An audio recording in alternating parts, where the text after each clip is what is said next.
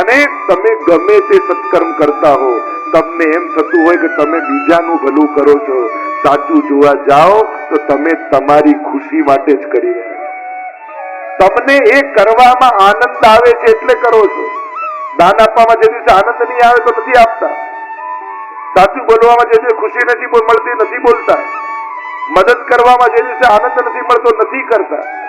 કંજૂસ અને ઉદારમાં ફરક શું? બંને પોતાના આનંદ માટે જ કરે. ઉદારને આપીને ખુશી મળે, કંજૂસને બચાવીને ખુશી મળે. મૂળ વાત તો પોતાની ખુશીની જ છે, પણ એની વૃત્તિ શ્રેષ્ઠ છે એટલે એ સન્માનીય. એટલે આપણને એમ લાગતું હોય કે આપણે આ સત્કર્મો કરીને બીજા પર ઉપકાર કરી, ના, આપણે આપણી જાત ઉપર જ ઉપકાર કરીએ. કારણ કે તમારી વૃત્તિમાં દાન આપવાની વૃત્તિ છે અને નહીં આપો તો તમને શાંતિ નહીં મળે. તમને ઘરે જઈને પણ એમ થશે કે પેલો માંગતો હતો ને મેં આપ્યું નહીં. તમને આખી રાત ઊંઘ નહીં. અને તમારી સાત્વિક વૃત્તિ છે, આપવું તમારા સ્વભાવમાં છે. અને સ્વભાવથી વિપરીત કામ કરીને કોઈ દિવસ ખુશી ન મળી શકે. વૈષ્ણવના સ્વભાવમાં સેવા છે. નહીં કરો તમને આનંદ નહીં આવે, કર્યો તો જ આનંદ થશે. અને તમારી આત્માનો એ માંગ છે. અને એટલા માટે દેહ ધર્મ છે અને આત્મધર્મ એ પરમાત્માને ભજવાય. અને જયારે બંને ધર્મ જીવ કરે ત્યારે જ એની ભક્તિ પૂર્ણ થાય, ત્યારે જ એનો ધર્મ પૂર્ણ થાય. જયારે દેહ ધર્મ, સમાજ સેવા, માનવ સેવા, વ્યક્તિ જ્યાં જ્યાં જે રીતે એ તમારો દેહ ધર્મ, અને એ કરીને પરમાત્માની સેવા કે પ્રભુ આવી સમજ મને આપતો રહેજે. બસ એટલી સમજ મને પરવર દિગાર દે, સુખ જ્યારે જ્યાં મળે ત્યાં બધાના વિચાર દે. પરમાત્મા પાસે માંગવું, પરમાત્મા પાસે સત્કર્મ કરવાનું બળ માંગવું. એટલે કોઈ કે હું સમાજ સેવામાં આવું, ભગવાનમાં નથી માનતો. હું કીધું ભગવાનમાં માનો, એને પગે લાગો, જેથી તમારા સત્કર્મો અટકી ન જાય. એને કહો કે તું મને આ બળ આપ કે હું બધામાં તને જોઈ અને તારી સેવા કરી શકું. હું પેલા ગરીબમાં દુખી ન જોઉં, પણ એ ગરીબની અંદર પણ મને દુખી થયેલો પરમાત્મા દેખાય, એવી નજર મને. જો એ રીતે જોઈશ તો મને મદદ કરવાનો પણ અહંકાર, ઉપકાર કરવાનો પણ મદ નહીં આવે, પણ ઠાકોરજીએ મને સેવા કરવાનો અવસર આપ્યો એવો આભાર માનવાની ઈચ્છા થશે. મદદ કર્યા પછી પણ આભાર માનવાની ઈચ્છા થશે, જો તને બધામાં જોઈશ. અને એટલા માટે સમાજ સેવાની સાથે સાથે પ્રભુ સેવા પણ રાખવો જોઈએ. એ પરમાત્મા દરેકની અંદર વિરાજે. તો દેહ ધર્મ અને આત્મધર્મ. ગોપીઓ કહે પ્રભુ આપ અમને પાછા જવાનું કહો છો, પણ એક વસ્તુ યાદ રાખજો, ગમે તેટલી ઉત્તમ જમીન હોય, ખાતર નાખો, પાણી નાખો, સૂરજ પ્રકાશ આપો, પણ બીજને એકવાર શેકી નાખો ને અને પછી વાવવા જાઓ તો એમાં ફણગા ફૂટતા નથી. પ્રભુ અમારું હૃદયનું સ્નેહનું બીજ પણ આપના પ્રેમમાં શેકાઈ ચૂક્યું છે. હવે સંસારની ભૂમિમાં વાવવા જશો તો પ્રભુ એમાં ફણગા નહીં ફૂટે. અને ઉલટાના સંસારના લોકોના કામના નહીં રહીએ ને તો સંસારના લોકો વધારે દુઃખી થશે.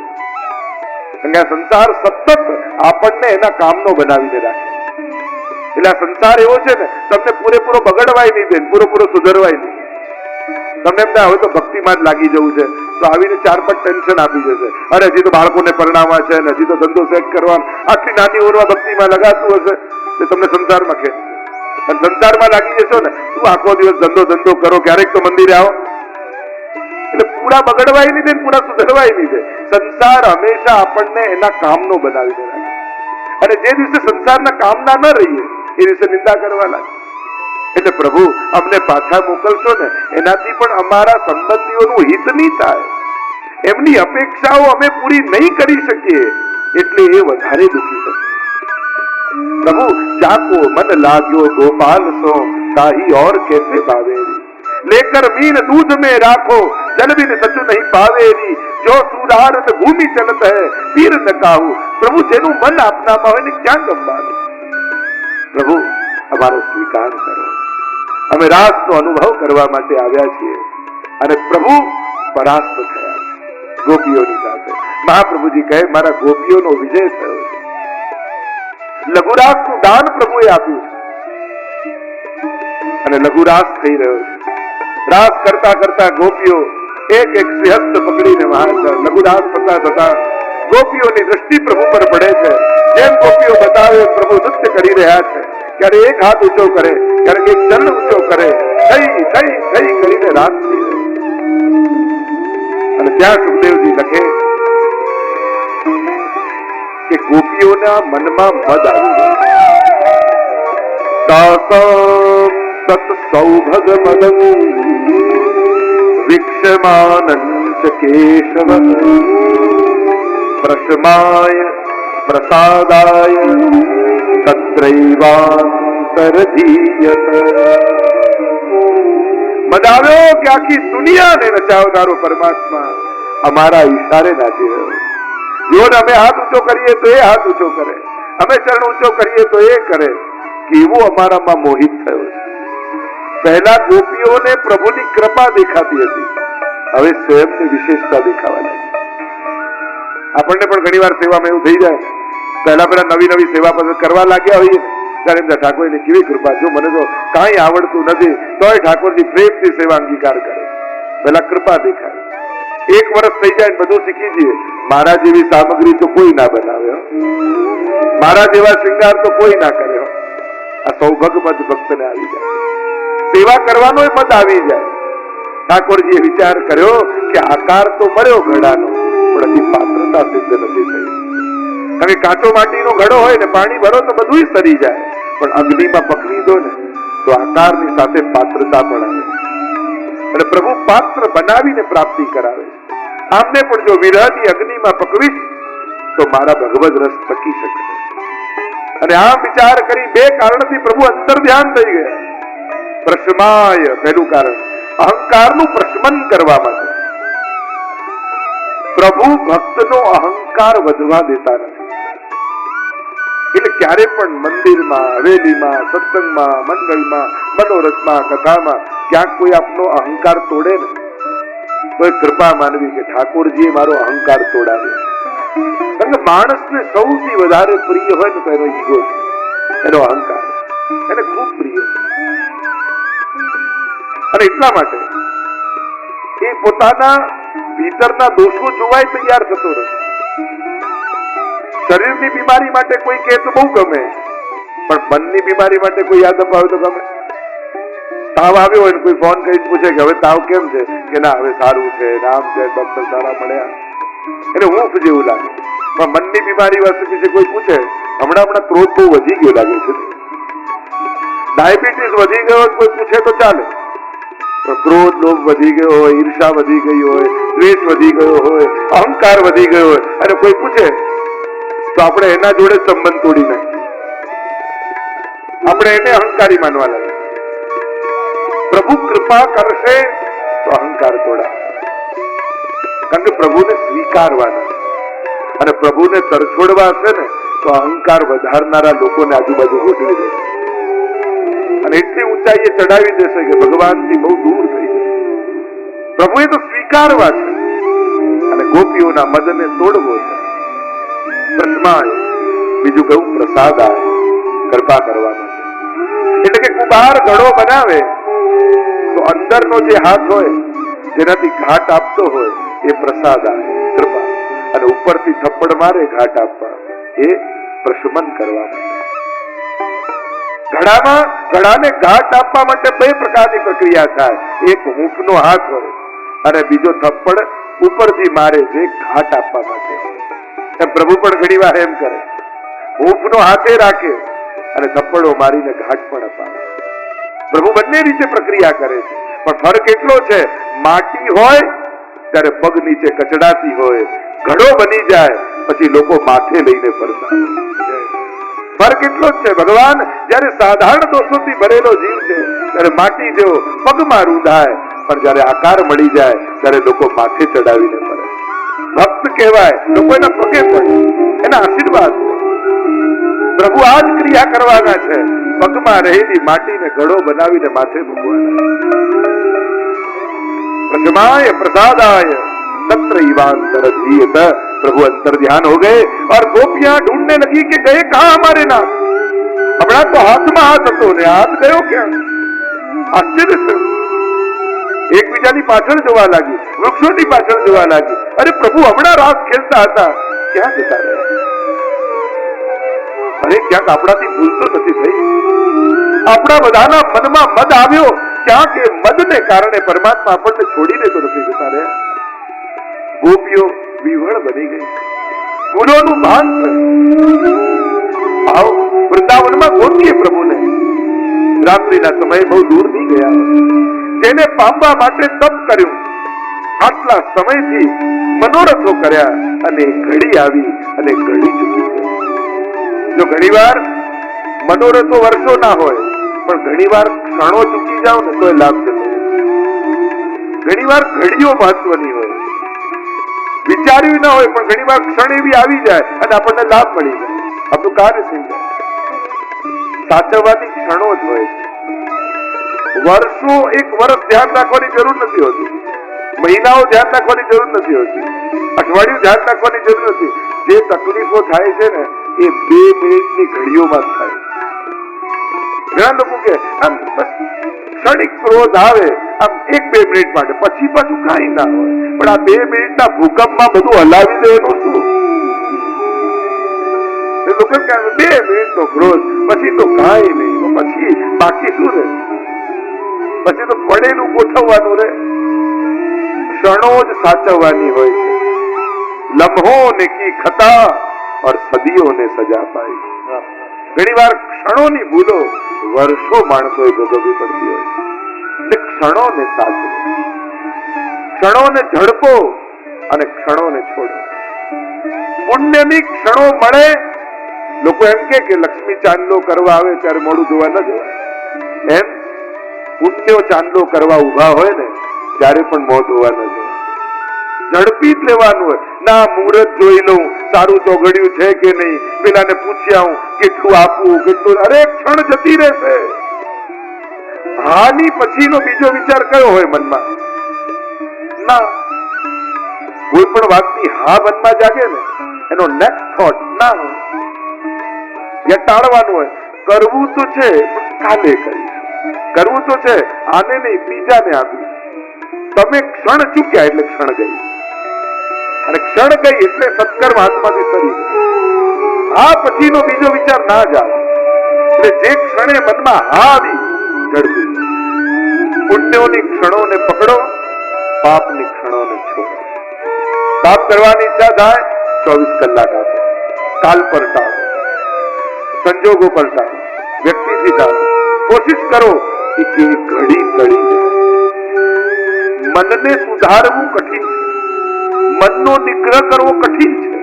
આપણે એવા સંયમી નથી કે મનનો નિગ્રહ કરી શકીએ. આપણે એટલું કરી શકીએ કે એ પલને ટાળી, એ ઘડીને ટાળી, એ ક્ષણને ટાળી, તોય બચી જવાય. ગોપીઓ કહે જે ક્ષણની પ્રતીક્ષા કરતા હતા પ્રભુ ક્યાં જતા રહ્યા? વર્ષોથી જે પ્રતીક્ષા કરી કે મહારાષ્ટ્રમાં પ્રભુ સ્વ આનંદનું દાન કરશે, પ્રભુ જતા રહ્યા. વનમાં ચારે બાજુ ગોપીઓ શોધી રહી છે. ચાલતા ચાલતા પ્રભુના ચરણ ચિહ્નો દેખાયા, અંકુશ ધ્વજ આદિના ચિહ્નો દેખાયા. અરે ઠાકોરજી અહીંથી પધાર્યા છે. પણ વિખરાયેલા ફૂલો દેખાયા. અરે કોઈ ગોપીને સાથે લઈ ગયા છે. અહીંયા એની વેણી ઘૂસી છે. હજી આગળ ગયા તો એક નિકુંજમાંથી રડવાનો સ્વર સંભળાયો. દોડતા દોડતા ગોપીઓ અંદર ગયા, જે રાધા સહચરીને લઈ ગયા છે. એમને પણ મદ આવ્યો, જો કોઈને સાથે ન લીધા ને મને સાથે લીધું. એમને પણ પ્રભુ મૂકી ગયા. પ્રલાપ કરતી કરતી ગોપીઓ વનમાં શોધી રહી છે પરમાત્મા. કહા ગયે હમારે નાથ? લતા પતા વૃક્ષોને પૂછે છે, હે અશોક, તું તો શોકને હરનારો છું, તે અમારા નાથને જોયા? પછી તુલસી કલ્યાણી, અરે તું તો પ્રભુની પ્રિયા છું, તે મારા નાથને જોયા છે? ચારે બાજુ ઉન્મત્ત થયેલી ગોપીઓ પ્રભુને શોધી રહી છે. કૃષ્ણ કૃષ્ણ કૃષ્ણ કરતા કૃષ્ણાવેશી થઈ ગઈ છે. શ્યામ શ્યામ રટતો હો શ્યામા શ્યામ થઈ.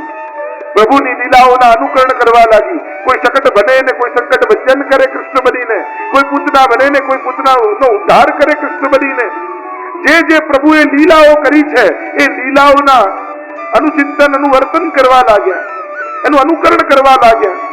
પાછી રડવા લાગે, અમારા નાથ અમને છોડીને જતા રહે. ક્યાં ગયા છે પ્રભુ? મંગલાર્થો અત્ર જય શબ્દ. જયથી કઈ ક્રિયાપદ છે ને, એનાથી શરૂ ન થાય. પણ ગોપીજનોએ મંગલાચરણ કર્યું, જય શબ્દ કહી. તમે પણ સવારે ઉઠી એકબીજાને જય શ્રી કૃષ્ણ કરો ને, એ તમારા દિવસનું મંગલાચરણ કહેવાય. બે કારણથી કર્યું. એક તો ગાવામાં કોઈ વિઘ્ન ના આવે, અને ગાયને જે પામવું છે પામવામાં કોઈ વિઘ્ન ના આવે. જયથી તે અધિકમ વૈકુંઠાદ અધિકમ, વૈકુંઠ કરતા પણ વ્રજ અધિક શોભાને પામે. મોટા મોટા દેવતાઓ, ઋષિઓ, મુનિઓ હવે વૈકુંઠ વાસ નથી ઈચ્છતા, હવે વ્રજવાસ ઈચ્છે. અહો વિદના તોપે અચરા પસાર માંગુ, જન્મો જન્મ દીજે યાહી બ્રજ બસવો. અહિર કી જાત સમીપ નંદ ઘર, ઘરી ઘરી ઘનશ્યામ હેર હેર રસ. હે વિધિ, હે વિધાતા, અમારા ભાગ્યના તું લેખ લખતો હોય તો બીજે ક્યાંય ન લખતો. નંદાલયની બાજુમાં ઘર આપશે, અહિરની જાત આપશે. પ્રભુની એ બ્રજ લીલાના અમે દર્શન કરી શકીએ. મોટા મોટા દેવતાઓ પણ જુઓ ને, જુદા જુદા રૂપ ધારણ કરીને બ્રજમાં આવ્યા. એ બ્રહ્માજીને બ્રહ્મલોકમાં અધરામૃત મળતું નથી, એ મેળવવા માછલું બનીને બ્રજમાં આવે. જો દધી બ્રહ્માદિક કો દુર્લભ, તો ગ્વાલિન બાટ દઈ, આજ દધી કંચન મોલ થઈ. જે બ્રહ્માદિક ને દુર્લભ છે એ ગુવારિયાઓને ભગવાન વાંચે. એવું આ બ્રજ મંડળ. મહાદેવજી ગોપેશ્વર મહાદેવ બની, ગોપી બની અને રાસનો અનુભવ કરવા આવે. આ મોટા મોટા દેવતાઓ તૃણ, અંકુર, લતા પતા વૃક્ષો બની પ્રભુની લીલાના સુખ લેવા માટે આવે. મોટા મોટા મુનિઓ, ઋષિઓ વ્રજવાસ કરે. એવી વ્રજની મહત્તા છે. એટલે બ્રહ્માજીને એકવાર થયું કે વ્રજ ભારે કે વૈકુંઠ, મોટું કોણ? મોટું તરાજુ લીધું, એક પલડામાં વૈકુંઠ રાખ્યું, એક પલડામાં વ્રજ રાખ્યું. હલકું હતું એ ઉપર જતું રહ્યું, ભારે હતું એ નીચે રહી ગયું. જયતિ તે અધિકમ જન્મના વ્રજ. પણ આ પ્રગટ્યા ને એટલા માટે, આપણા પ્રાગટ્યને કારણે વ્રજની શોભા છે. વ્રજવાદુ રે વૈકુંઠ નહીં આવું, ત્યાં નંદકુંવર ક્યાંથી લાવું? લલિત જોઈએ લલિત ત્રિભંગી મારે ગિરધારી, અને સંગ જોઈએ શ્રી રાધા પ્યારી. પ્રભુ કહેવા લાગ્યા વ્રજવાસીઓને કે એકવાર તો વૈકુંઠ જોઈ તો જાઓ, પછી ના કહેજો, જોયા વગર ના પાડો.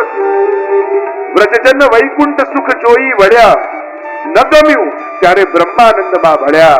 અરે ઘેર સ્વરૂપાનંદ સુખ અતિશય ગળ્યા, વ્રજવાલુ રે વૈકુંઠ નહીં આવું. વ્રજભક્તો કહે સૌથી પહેલો વાંધો વૈકુંઠમાં અમને એ પડે કે આપની બાજુમાં સિંહાસનમાં લક્ષ્મીજી બેઠા હોય. કારણ કે અમારા માટે જો રાધાજી આપની જોડે નથી તો રાધે કૃષ્ણ રાધે કૃષ્ણ રાધે કૃષ્ણ, और राधा निकाल दो तो आधे कृष्ण आधे कृष्ण आधे कृष्ण. हमारे मन में तो राधा के बिना श्याम भी याद आए. प्रभु અમને વૈકુંઠમાં આનંદ ના આવે, કારણ વ્રજમાં જે સુખ છે વૈકુંઠમાં ક્યાં છે? પ્રભુ આ વૈકુંઠમાં ક્યારે નંદ મહોત્સવ થાય છે? પ્રભુ કે આ બધું ત્યાં ના થાય, ત્યાં તો અજન્મા છું, અમર છું. અચ્છા ત્યાં હિંડોળા ઝૂલો છો, એ બધું અહીંયા ના થાય. અચ્છા અહીંયા હોળી ખેલ રમો છો, એ બધું અહીંયા ના થાય. બધામાં ના ના ના. તો વ્રજભક્તો કે અમારી આવવાની ના. કારણ કે જે આનંદ અહીંયા વ્રજમાં લઈએ એમાંથી એકે આનંદ વૈકુંઠમાં નથી. અમને નારાયણ નથી જોઈતો, અમને તો વ્રજેશ જોઈએ. જે દુનિયાને નચાવે એવો પરમાત્મા અમને નથી જોઈતો. અમને તો શેષ મહેશ ગણેશ દિનેશ સુરેશ જારી નિરંતર જાવે, જાહી અનાદિ અખંડ અનંત અછેદ અભેદ સુભેદ બતાવે. નારદ સે સુખ જાહિર તે પછી હારી તોરી વિપાર ન પાવે. તાહી અહિર કી છોહરિયા છઠિયા બર છાછ પે નાચ નચાવે. ત્રિલોક નો નાથ ગોપીઓના આંગણે નાચતો હોય ને, અમારે તો એવો પરમાત્મા જોઈએ. જયતિ તે અધિકમ જન્મના વ્રજ. અરે પ્રભુ જુઓ, વ્રજવાળા તો વૈકુંઠ નથી આવતા, પણ વૈકુંઠ વાળા વૈકુંઠ છોડી વ્રજમાં આવી જાય. શ્રયત ઇન્દિરા શશ્વત રહી. આ લક્ષ્મીજીને જુઓ, ત્યાં રાણી બનીને બેઠા છે વૈકુંઠમાં, પણ એ સિંહાસન છોડી દાસી બનીને સેવા કરવા વ્રજમાં આવી ગયા. આ તો પ્રમાણ છે. વૈકુંઠાદ અધિકમ જયતિ. વૈકુંઠ કરતા પણ વ્રજની શોભા અધિક છે. દૈત દિશ્યતામ વિક્ષુતાવકા. પ્રભુ દૈત, હે દયાલુ, વિક્ષુતાવકા હવે તમારા છે. આપને જોયા વગર જીવી શકાય એમ નથી. ત્વયી ધૃતા સ્વત્વામ વિચિંબતે. તમારે કારણે જેણે પ્રાણોને ધારણ કર્યા છે એવા અમે આપને ચારે બાજુ શોધી રહ્યા. प्रभु प्रकट हो जाइए, दर्शन दीजिए. આપને જોયા વગર જીવી નહીં શકાય. કણ કણમાં ઈશ્વર હશે, લોકો કહેતા હશે. પ્રગટ મળે સુખ થાય ગિરધર, પ્રગટ મળે સુખ થાય. દયારામભાઈ ગાય છે, અમને તો પ્રગટ જોઈએ, અમને તો આંખોથી દેખાય એવો ઈશ્વર જોઈએ, અમને તો કાનથી સંભળાય એવો ઈશ્વર જોઈએ, અમને તો જેનો હાથ પકડીને ખેંચીને લઈ જઈએ એવો ઈશ્વર જોઈએ, અમને તો જે પોતાના ચરણોથી અમારા આંગણામાં નાચે એવો ઈશ્વર અમને જોઈએ.